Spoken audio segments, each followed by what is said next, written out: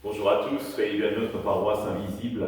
Traçons sur nous le signe de la croix, car c'est Dieu qui nous rassemble au nom du Père, du Fils et du Saint-Esprit. Amen. Prions pour nos frères et sœurs malades.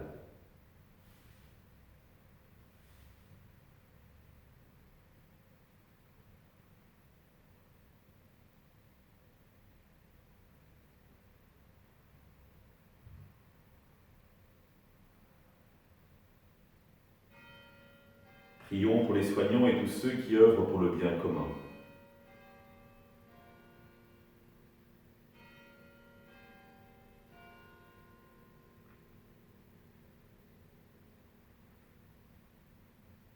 Prions pour tous ceux qui sont en angoisse, la solitude, que l'Esprit Saint vienne les visiter.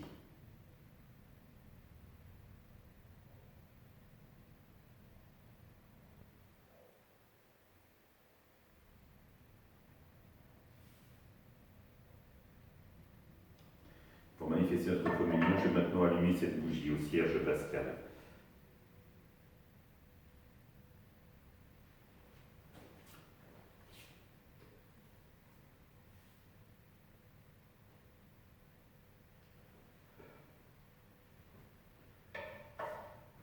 Dans l'évangile de Matthieu, Jésus partit de là et arriva près de la mer de Galilée. Il gravit la montagne et là il s'assit.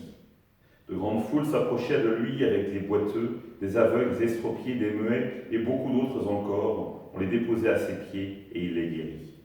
Alors la foule était dans l'admiration en voyant des muets qui parlaient, des estropiés rétablis, des boiteux qui marchaient, des aveugles qui voyaient, et ils rendirent gloire au Dieu d'Israël. Jésus appela ses disciples et leur dit : « Je suis saisi de compassion pour cette foule, car depuis 3 jours déjà ils restent auprès de moi et n'ont rien à manger. Je ne peux pas les renvoyer à jeun, ils pourraient défaillir en chemin. » Les disciples lui disent : « Où trouvons-nous dans un désert assez de pain pour rassasier une telle foule ?»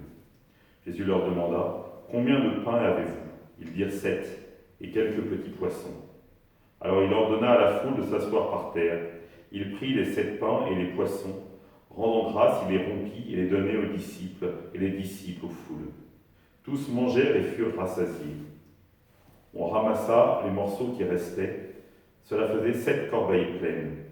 Or, ceux qui avaient mangé étaient 4000, sans compter les femmes et les enfants. Après avoir renvoyé la foule, Jésus monta dans la barque et alla dans le territoire de Magadane. Acclamons la parole de Dieu. Louange à toi, Seigneur Jésus.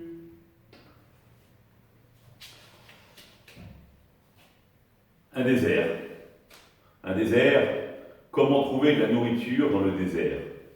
Ce qui est intéressant, c'est que Jésus introduit ses apôtres dans la réflexion. Où trouverons-nous ? C'est-à-dire qu'il ne dit pas où trouverez-vous, mais il s'inclut lui-même dans cette réflexion. Et évidemment, pour les apôtres, la mission est impossible. Et ce qui est intéressant, c'est qu'après Jésus ne dit pas combien de pain avons-nous, il dit combien de pain avez-vous. Pierre donne la réponse, et après, c'est l'œuvre de Dieu qui va se manifester. C'est-à-dire que Dieu n'agit jamais de l'extérieur. Il intègre toujours l'homme dans son projet. Et c'est quelque chose qu'il faut bien comprendre dans notre vie. Souvent, nous disons « l'homme propose, Dieu dispose », dit l'adage. Alors que non. C'est Dieu qui propose et l'homme qui dispose. C'est-à-dire que l'homme, Dieu se met à l'écoute de l'homme pour essayer de pour qu'il puisse avancer sur un chemin de bonheur et mettre en place ce chemin avec lui, et pas seul. Dieu propose, il faut nourrir des personnes. Et d'ailleurs, l'évangéliste de Matthieu dit, il est plein de compassion. Compassion, cum patior, souffrir avec. Et donc, c'est lui qui propose aux disciples d'avancer sur le chemin pour aller véritablement à la rencontre des gens. Non pas seulement les guérir, que les aveugles voient, que les boiteux marchent. Non. Il va aussi dans la rencontre personnelle de chacun en voulant lui donner la nourriture. Dieu propose, l'homme dispose. Cela nous appartient de dire oui ou de dire non, de mettre nos faibles moyens de créature au service de Dieu pour que celui-ci puisse les magnifier, les transformer et nourrir une foule entière. Nous n'avons pas grand-chose, mais avec la force de Dieu, cela peut devenir immense. À nous d'être capables d'entendre l'appel de Dieu, cette proposition qu'il nous fait, et de répondre « Oui Seigneur, avec la force de ton esprit, tout va être transformé, et je sais qu'avec toi, je pourrai faire des merveilles. » Ensemble, nous prions. Notre Père, qui es aux cieux, que ton nom soit sanctifié, que ton règne vienne, que ta volonté soit faite sur la terre comme au ciel. Donne-nous aujourd'hui notre pain de ce jour. Pardonne-nous nos offenses, comme nous pardonnons aussi à ceux qui nous ont offensés. Ne nous laisse pas entrer en tentation, mais délivre-nous du mal. Amen. Et que le Seigneur nous bénisse, qu'il nous accompagne pour la journée et nous garde dans la paix. Au nom du Père, du Fils et du Saint-Esprit.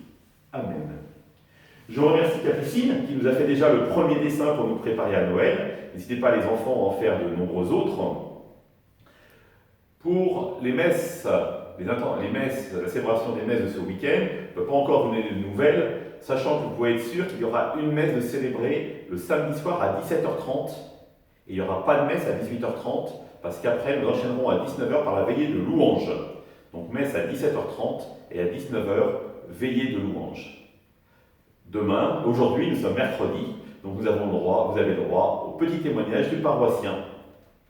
À demain.